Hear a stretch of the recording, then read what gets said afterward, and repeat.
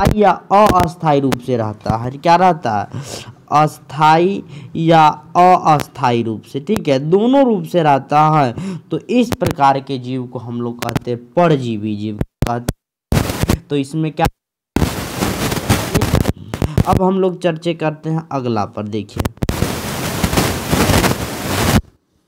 अगला क्या कह रहा है, देखिए अब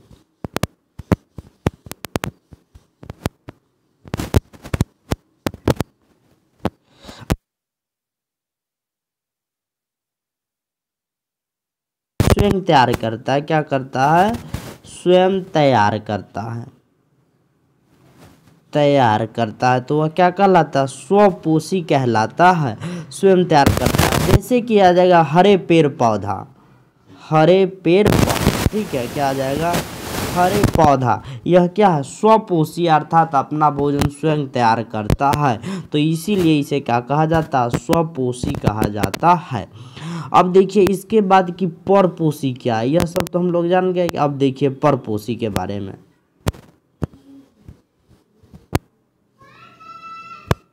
अब देखिए परपोषी क्या होता है। अब देखिए परपोषी, परपोषी वैसा जीव जो अपना भोजन स्वयं न बनाकर, ठीक है, देखिए वैसा जीव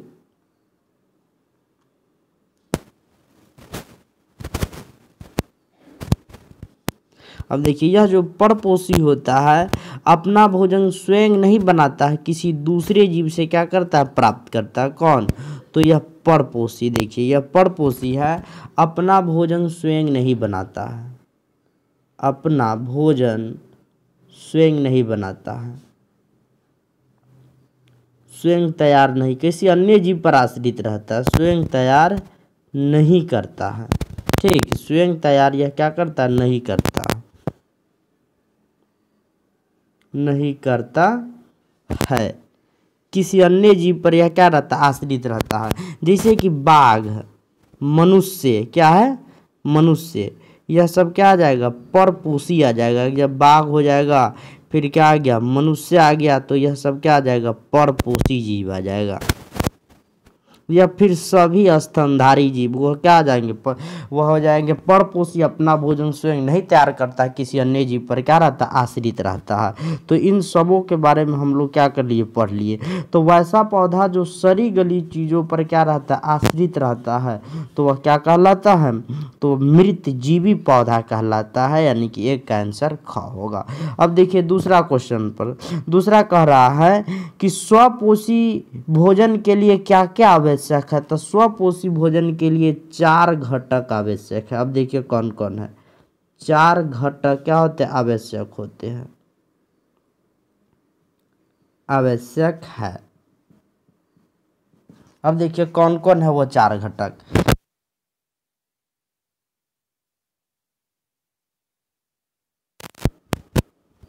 ठीक, दूसरा है CO2, तीसरा आ जाता है H2O, तीसरा क्या आ जाता है? H2O, और चौथा जो आ जाता है क्लोरोफिल, चौथा क्लोरोफिल। ठीक, देखते रहिएगा क्लोरोफिल, चौथा जो आ जाता है क्लोरोफिल, क्लोरोफिल। तो यही 4 जो क्या होते हैं? घटक आवश्यक होते हैं। ठीक है, क्लोरोफिल है।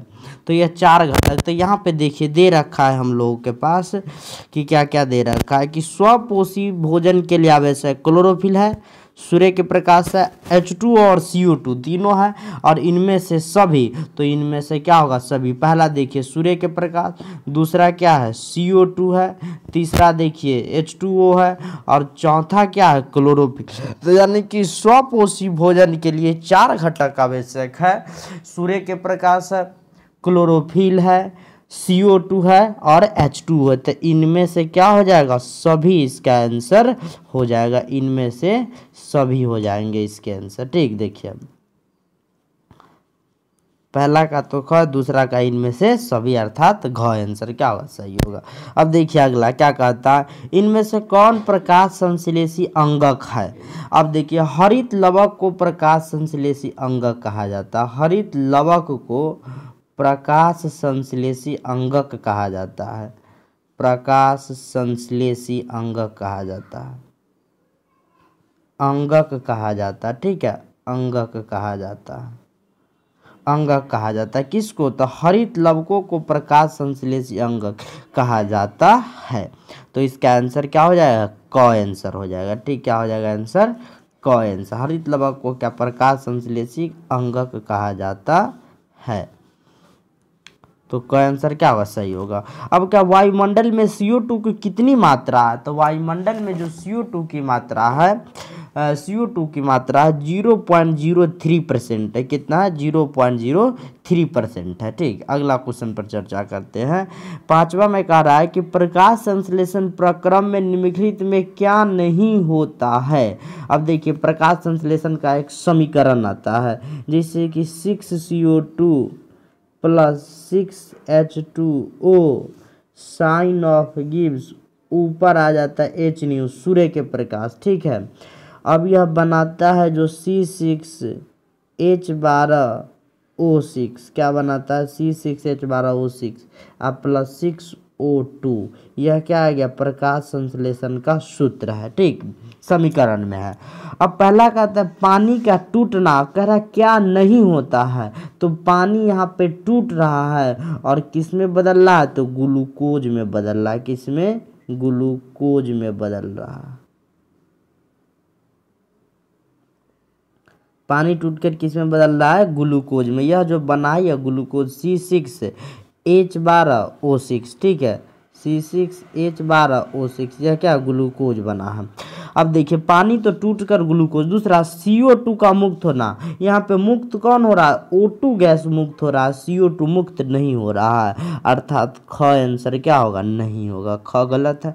ऑक्सीजन का मुक्त होना, ऑक्सीजन मुक्त हो रहा है। CO2 का उपयोग होकर ही तो क्या? ग्लूकोज बना है। तो कौन सी क्रिया नहीं होती है? तो देखिए CO2 के मुक्त होना नहीं हो रहा है। क्या है? CO2 का जो मुक्त होना हो रहा है वह क्रिया नहीं हो रहा। CO2 क्या हो रहा? मुक्त नहीं हो रहा। तो इसका आंसर क्या हो जाएगा? ख आंसर बिल्कुल राइट है। ख आंसर क्या है? सही है। CO2 मुक्त नहीं हो रहा, O2 मुक्त हो रहा है, ठीक है। तो इस पर हम लोग क्या कर लिए? चर्चा बिल्कुल कर लिए। अब देखिए अगला क्वेश्चन क्या है।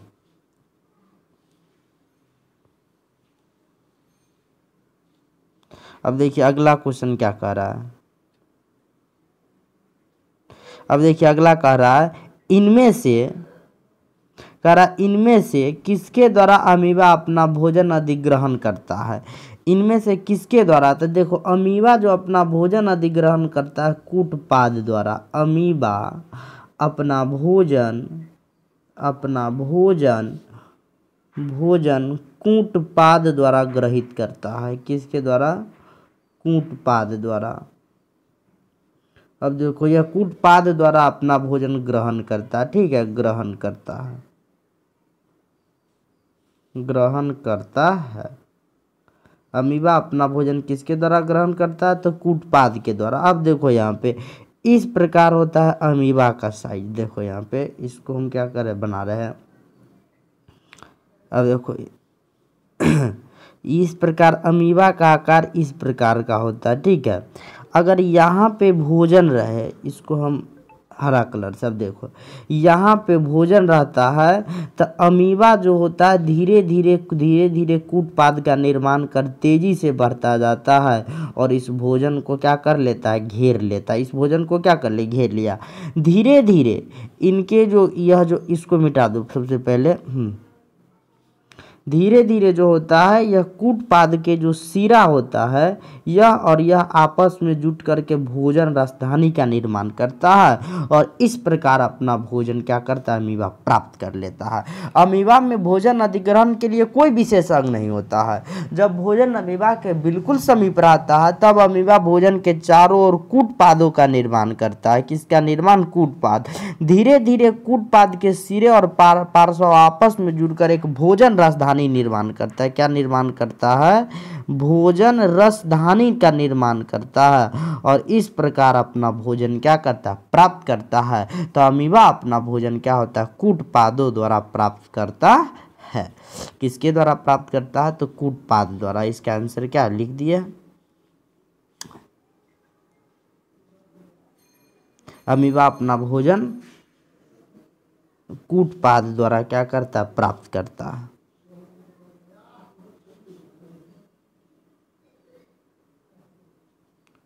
भोजन कूटपाद द्वारा ग्रहण करता है। ठीक, अब चलिए अगला क्वेश्चन पर, यानी कि इसका आंसर क्या हो जाएगा, क हो जाएगा, 6 के। अगला क्या आएगा, इनमें से किस छिद्र द्वारा ग्रसनी ग्रास नली से जुड़ा होता। अब देखिए एक पिक्चर आप लोगों को हम दिखा रहे हैं। अब देखिए यहाँ पे यह दिया हुआ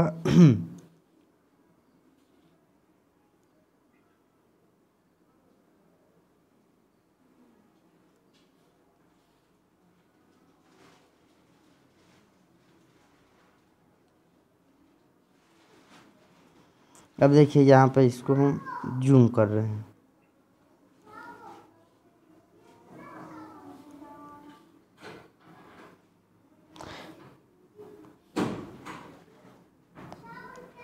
अब देखो यहाँ पे यह क्या कह रहा है, इनमें से किस छिद्र द्वारा ग्रसनी ग्रास नली से जुड़ा होता है। इनमें से किस छिद्र द्वारा जो होता है ग्रसनी ग्रास नली से क्या होता है, जुड़ा होता है।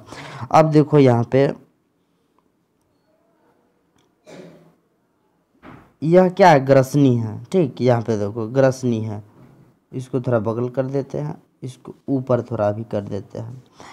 अब देखो यहाँ पे यह क्या है, ग्रास नली है यह, और यहाँ पे जो ग्रसनी है, मुख गुहा के जो पिछला भाग होता है वह ग्रसनी कहलाता है। क्या कहलाता है, ग्रसनी। यह जो क्या है, ग्रसनी हम लोगों को दिखाई दे रहा है। अब यह जो ग्रसनी होता है यह 2 भागों में बांटा होता है। कितने भागों में, तो ग्रसनी 2 भागों में बांटा होता है। ग्रसनी 2 भागों में बांटा होता है। कितने भागों में, 2 भाग में, 2 भाग में। पहला होता है निगल द्वार और दूसरा होता है कंठ द्वार। पहला होता है निगल द्वार और दूसरा जो होता है कंठ द्वार। दूसरा क्या होता है, कंठ द्वार होता है। निगल द्वार और कंठ द्वार, देखो यहाँ पे ग्रसनी कितने भाग में बटा होता है, तो 2 भाग, पहला निगल द्वार और दूसरा कंठ द्वार। अब देखो यह जो निगल द्वार है यह आहार नाल में खुलता है सीधा। यहाँ पे देखो अब यह निगल द्वार आहार नाल में, और कंठ द्वार होता है श्वास नली में खुलता है। किस नली में, तो श्वास नली में खुलता है।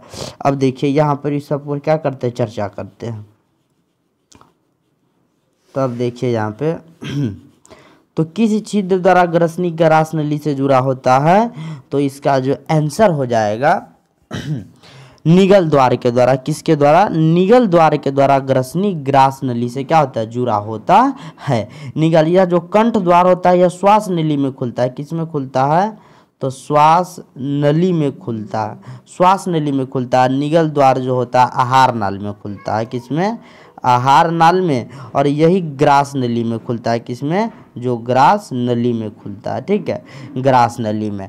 यानी कि मुख गुहा के पीछे भाग का ग्रसनी कहलाता है। ग्रसनी 2 भागों में बटा होता है, एक श्वास नली और एक कंठ द्वार, दूसरा निगल द्वार। निगल द्वार की आहार नाल के अगले भाग ग्रास नली में खुलता है और कंठ द्वार श्वास नली में खुलता है। कंठ द्वार किस में खुलता है, तो श्वास नली में खुलता है।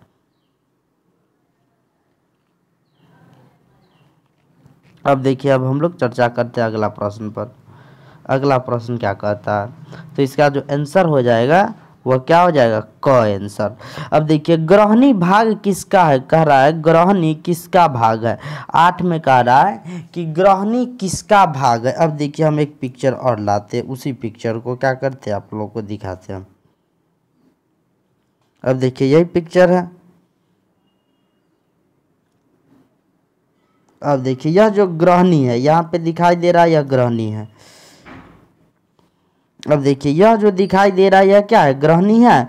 तो ग्रहणी किसका भाग है, यही हम लोगों से क्या कर रहा है, पूछ रहा है। यह क्या है, ग्रहणी है।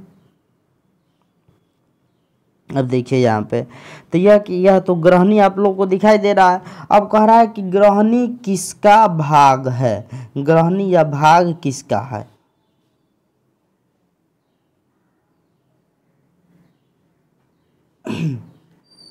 अब कह रहा है कि यह ग्रहणी किसका भाग है। अब देखिए इस ग्रहणी का भाग, यह जो ग्रहणी होता है, यह जो ग्रहणी यह छोटी आंत का भाग है। किसका भाग है? तो यह ग्रहणी छोटी आंत का क्या होता है? भाग होता है। देखिए यहाँ पे दिया हुआ है छोटी आंत और बड़ी आंत, यहाँ पे दिया हुआ है। अब देखिए यह जो ग्रहणी है, यह क्या ग्रहणी दिखाई दे रहा है, यह पूरा क्या है? ग्रहणी स्टोमच अग्नाशय है, यह तो पूरा अमाशय है, और यह जो नली है यह ग्रहणी है। और ग्रहणी जो जुड़ा होता है यही छोटी आंत का क्या भाग होता है? किसका भाग? छोटी आंत का भाग होता है। किसका भाग होता है? छोटी आंत का। तो बिल्कुल हम लोग यहाँ पर स्पष्ट रूप से देख रहे हैं, यह जो ग्रहणी है कौन? तो यह जो ग्रहणी, यह जो ग्रहणी है यह किसका भाग है? तो ग्रहणी छोटी आंत का क्या है? भाग है। ग्रहणी किसका भाग है? तो ग्रहणी छोटी आंत का भाग है। तब हम लोग समझ गए कि ग्रहणी किसका भाग है।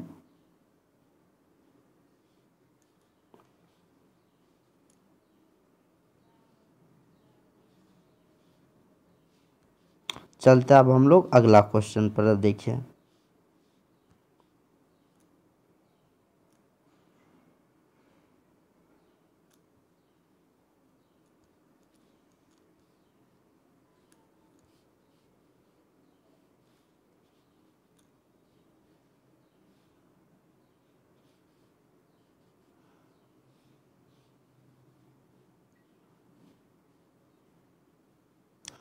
इसको छोटा कर देते, ठीक।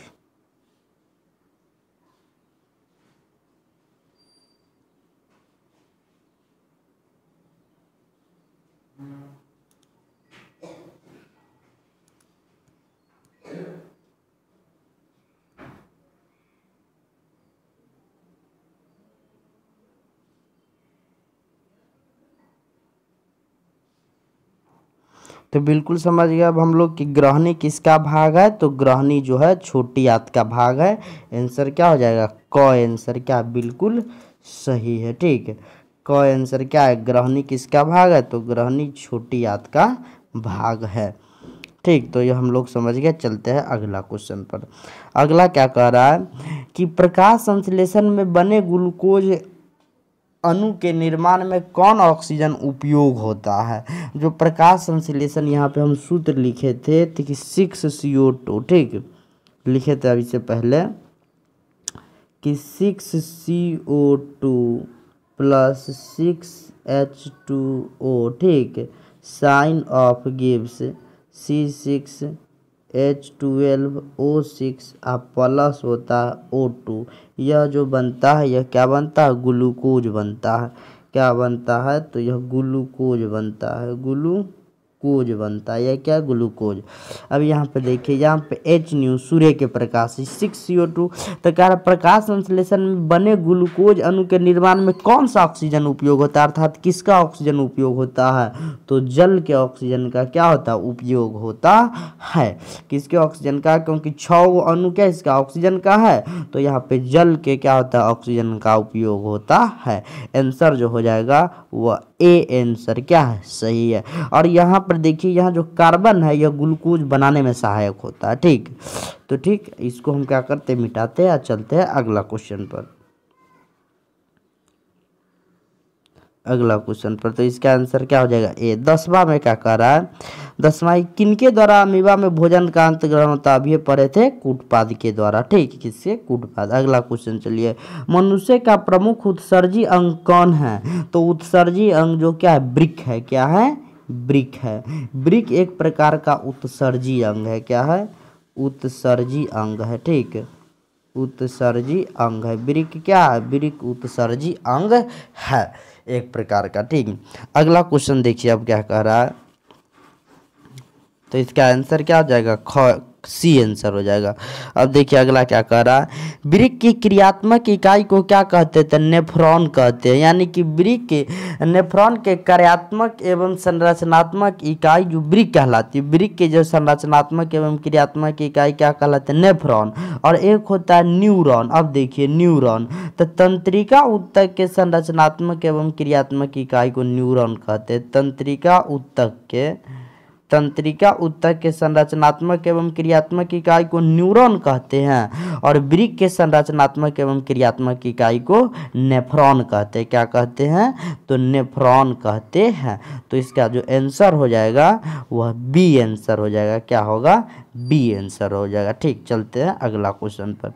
क्या कह रहा है? 13 विभिन्न क्रियाओं के फलस्वरूप बने हानिकारक पदार्थ का शरीर से बाहर निकलने की क्रिया किस तंत्र द्वारा? तो उत्सर्जन तंत्र द्वारा। किसके द्वारा?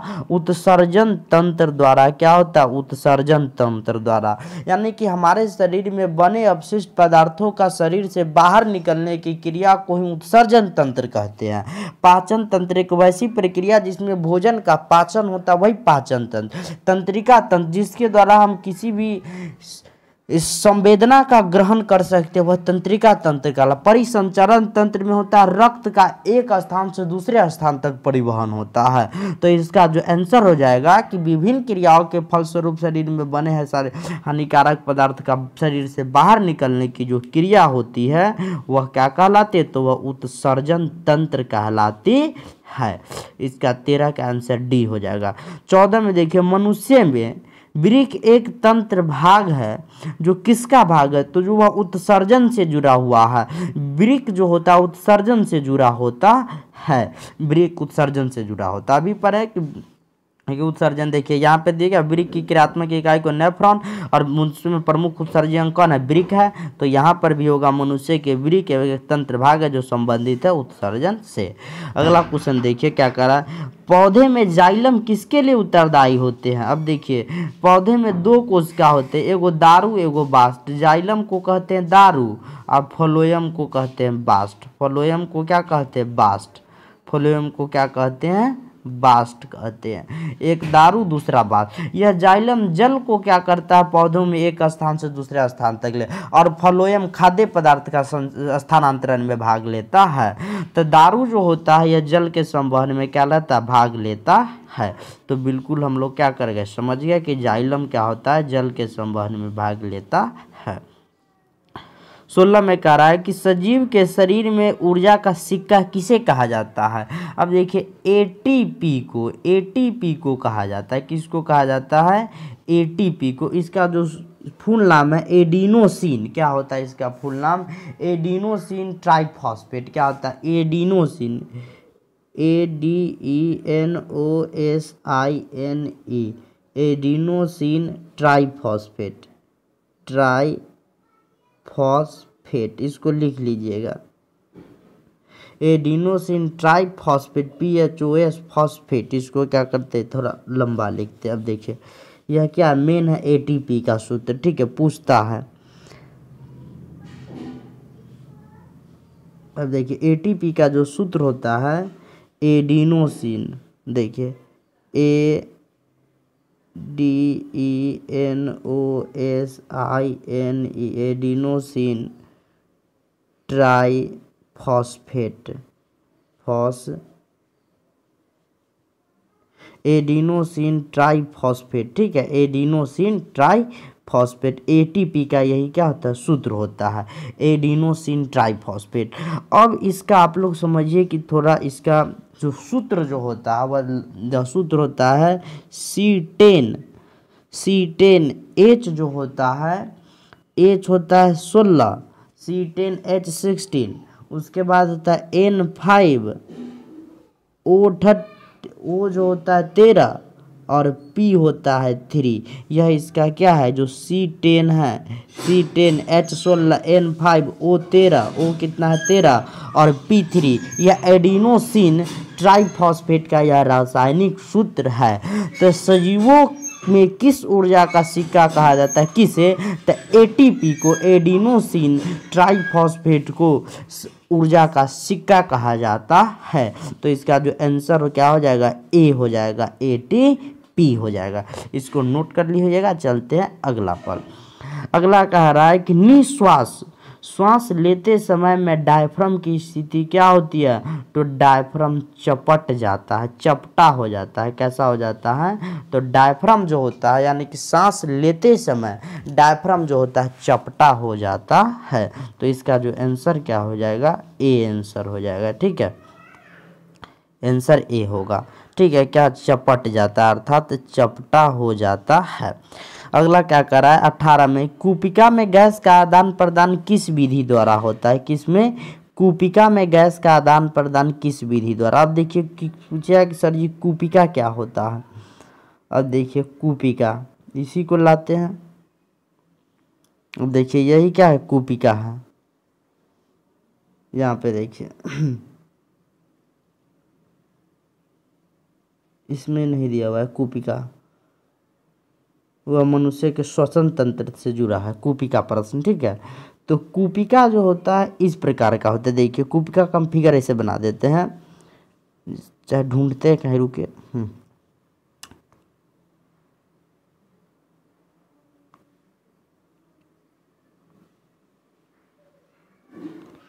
नहीं, अब देखिए कूपिका इस प्रकार से जुड़ा होता है, ठीक है। कूपिका होता है इस प्रकार की कूपिका की संरचना होती है, ठीक है। इस ऐसे ऐसे होती है कूपिका। यह जो होता है श्वसन तंत्र से जुड़ा होता है। किससे, श्वसन तंत्र से। यह जो जुड़ा होता है श्वसन तंत्र से कूपिका जुड़ा होता है, ठीक है।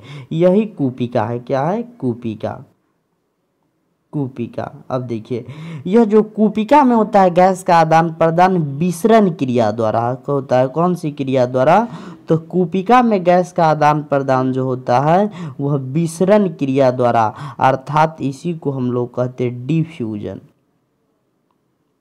डिफ्यूजन, अब देखिए डिफ्यूजन क्या है, the process in which the flow of the higher concentrated substance to the lower concentrated, that is called as the diffusion.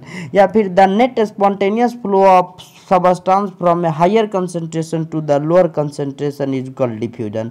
जब पदार्थों का परिवहन उच्च सांद्रता से, किससे, उच्च सांद्रता से निम्न सांद्रता की ओर होता है तो वह डिफ्यूजन। तो कूपिका में जो होता है श्वसन का जो गैस का आदान प्रदान होता है वह जो होता है डिफ्यूजन विधि द्वारा, अर्थात विसरण क्रिया द्वारा। कौन सी क्रिया द्वारा, तो विसरण क्रिया द्वारा कूपिका में गैसों का क्या होता है, आदान प्रदान होता है। इस 18 के आंसर जो क्या होगा, सी हो जाएगा। क्या हो जाएगा, 18 के सी आंसर हो जाएगा, ठीक। 18 के जो आंसर क्या हो जाएगा, सी। 18 की लिख दीजिएगा सी आंसर। चलिए अगला क्वेश्चन पर 19वां में करा, ऑक्सी श्वसन में CO2 और H2O कहाँ बनता है। अब देखिए ऑक्सी श्वसन को वायवीय श्वसन कहते हैं। ऑक्सी श्वसन को ही क्या कहते हैं, वायवीय श्वसन। वायवीय श्वसन, श्वसन दो प्रकार के होता है, एक वायवीय और दूसरा अवायवीय। पहले वायवीय श्वसन कैसे कहते हैं, वैसा श्वसन जो ऑक्सीजन की उपस्थिति में पूर्ण होते हैं उसे वायवीय श्वसन कहते हैं। वायवीय श्वसन 2 चरण में पूर्ण होता है। कितने चरण में, 2 चरण में। इसका पहला जो चरण होता है कोशिका द्रव और दूसरा माइटोकॉन्ड्रिया में संपन्न होता है। यह वायवीय श्वसन को ही ऑक्सी श्वसन कहते हैं। तो वायवीय श्वसन में CO2 और H2O कहाँ बनता है, तो वायवीय श्वसन में CO2 और H2O जो होता है वह माइटोकॉन्ड्रिया में बनता है। कहाँ बनता है, माइटोकॉन्ड्रिया में। अब देखिए कहिए कैसे बन जाएगा, तो वायवीय श्वसन में बना पायरुवेट अपने पूर्ण ऑक्सीकरण के लिए माइटोकॉन्ड्रिया में जाता है। इसमें बना पायरुवेट जो होता है, पायरुवेट पूर्ण ऑक्सीकरण के लिए, पूर्ण ऑक्सीकरण के लिए, ठीक है, यह जो जाता है माइटोकॉन्ड्रिया में जाता है। पूर्ण ऑक्सीकरण के लिए माइटोकॉन्ड्रिया में जाता है। पूर्ण ऑक्सीकरण के लिए माइटोकॉन्ड्रिया में जाता है। कहाँ जाता है, माइटोकॉन्ड्रिया में जाता है। पूर्ण ऑक्सीकरण के लिए कहाँ जाता है, तो यह जो माइटोकॉन्ड्रिया में जाता है। अब देखिए तो ATP वहाँ पे पायरुवेट जो होता है। अब देखिए तो जो ऑक्सी श्वसन में CO2 और H2O यानी कि जो पायरुवेट होता है अपने पूर्ण ऑक्सीकरण के लिए कहाँ जाता है, तो माइटोकॉन्ड्रिया। और यहाँ पे यह पायरुवेट टूटकर CO2 और H2O अणु क्या कर देता है, देता है। अब इसको देखिए कहाँ कैसे देता है। अब देखिए किस प्रकार यह क्या कर देता है, देता है। अब देखिए यहाँ पे यह जो पायरुवेट अब प्लस ATP क्या है, ATP। अब यह इसका जब ऑक्सीकरण होता है तब यह CO2 आप प्लस H2O देता है, और बीच में यह जो रहता है यही माइटोकॉन्ड्रिया, यही स्थान है। यह जो स्थान है यह माइटोकॉन्ड्रिया में जा रहा है, और तब CO2 और किसका निर्माण हो रहा है, CO2 और H2O का निर्माण हो रहा है। Pyruvate plus ATP sign off gives H2O plus CO2, इसी का क्या होता है, निर्माण होता है। तो इसका आंसर क्या हो जाएगा, आंसर C हो जाएगा। कितना हो जाएगा, C हो जाएगा। अब चलिए अगला क्वेश्चन 18 में, तो इसका जो आंसर क्या हो जाएगा, तो आंसर हो जाएगा C। 19 में क्या करा कि 19 में करा इथाइल अल्कोहल या लैक्टिक अम्ल का निर्माण अनॉक्सी श्वसन में कहाँ होता है। अब देखिए यह जो पायरुवेट होता है यह दो प्रकार पायरुवेट, यह दोनों जीवों में बनता है, जिसमें ऑक्सी श्वसन भी होता है या फिर अनॉक्सी श्वसन भी होता है। तो यह पायरुवेट का होता है जो अनॉक्सी श्वसन में या ऑक्सीजन की अनुपस्थिति में होता है। यहाँ पे जब ये ऑक्सीजन अनुपस्थित रहता है, अब देखिए यह जो पायरुवेट जो होता है आप प्लस ATP, अभी हम लोग पढ़े थे पायरुवेट, आप प्लस क्या पढ़े थे ATP, इसको थोड़ा अब देखिए पायरुवेट प्लस ATP यही ना था, पायरुवेट प्लस ATP यही था ATP। अब देखिए इसका जो होता है अब ऑक्सीकरण जो होता है वह भी अपने यह कोशिका द्रव्य में पूर्ण होता है। किस में होता है, पूर्ण कोशिका द्रव में। यह जो क्रिया होता है यह कोशिका द्रव में पूर्ण होता है, कोशिका द्रव में। कहिएगा ऐसे क्यों होता है, क्योंकि इसका कारण है कि यह जो है अनॉक्सी श्वसन अर्थात अवायवीय श्वसन, यह ऑक्सीजन की अनुपस्थिति में पूर्ण होता है। अवायवीय जो श्वसन होता है कि सारी की सारी क्रिया कोशिका द्रव में ही पूर्ण हो जाती है, और इसके फलस्वरूप इसमें इथाइल अल्कोहल अर्थात C2H5OH इथाइल अल्कोहल बनता है। ठीक है, अब जो प्लस बनता है CO2 बनता है। क्या बनता है, इथाइल अल्कोहल और CO2 बनता है। यह जो बना इथाइल अल्कोहल बना, यह लैक्टिक अम्ल, और यह जो बना CO2 बना। अर्थात इसका अवायवीय श्वसन वैसी श्वसन जिसमें ऑक्सीजन की अनुपस्थिति में पूर्ण होता है, और अवायवीय श्वसन केवल एक ही चरण में पूर्ण होता है, वह भी केवल कोशिका द्रव में पूर्ण होता है। तो इसका जो आंसर हो जाएगा 20 का जो आंसर हो जाएगा वह जो होगा C आंसर हो जाएगा। 20 का भी C होगा, क्योंकि 20 में कोशिका द्रव है। 20 में क्या है, कोशिका द्रव। अब देखिए 20 में क्या है, 20 में कोशिका द्रव है, यह क्या है कोशिका द्रव है। 20 का जो आंसर क्या हो जाएगा, C हो जाएगा। तो आज का क्लास पूरा कंप्लीट हुआ। अब हम लोग मिलेंगे अगले वीडियो में, और आपको समझ में आया हो तो ज़रूर क्या कीजिएगा, कमेंट ज़रूर कीजिएगा, जिन भी विद्यार्थियों को थोड़ा भी कन्फ्यूजन हो। और इसके साथ साथ केमिस्ट्री भी क्या हो चुका है, चालू हो चुका है। अगर आपको PDF की आवश्यकता होगी, PDF, तो वह आपको टेलीग्राम पर मिल जाएगा, टेलीग्राम पर मिल जाएगा।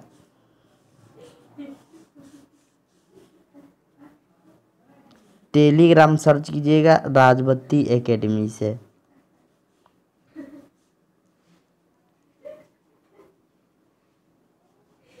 तो आज के लिए इतना ही, फिर हम लोग मिलेंगे अगले वीडियो में।